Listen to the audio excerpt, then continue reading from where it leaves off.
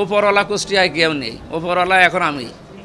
সুতরাং যা হবে কিছু হলে আমারে জানাবে। মেডিকেল এবং সদর নিয়ে কিছু অভিযোগ আমার কাছে আছে লিখিত, এগুলো আমি জানিয়েছি, সদরে জানিয়েছি এবং সময় দিয়েছি, এগুলো পাল্টাতে হবে। ওনারাও প্রথমে অন্তত ভুল স্বীকার করে এবং কি মাপ চেয়েছে যে এটা আসলে আমাদের কন্ট্রোলের বাইরে ছিল এবং উপরওয়ালার দোষ দেয়। উপরওয়ালা কুষ্টিয়ায় কেউ নেই, উপরওয়ালা এখন আমি।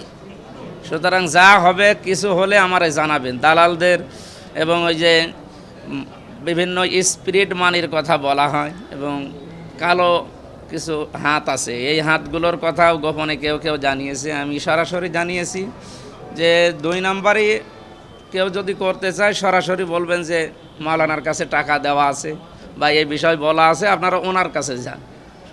মানে এত ক্ষমতা নিয়ে কে চলে কুষ্টিয়ায়, আমি দেখব বাকিটা।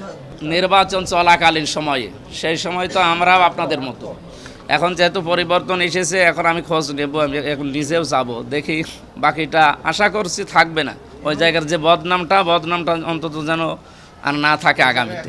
সংসদ অধিবেশন বসার আগে এই কাজগুলো 4-5টা জায়গায় যাব, তার ভেতরে সিভিল সার্জন নিয়ে আমার মাথায় আছে। আমি যে মানে কমপ্লিট করার পরে জানাবো, এখন অগ্রিম কিছু বলতে চাচ্ছি না।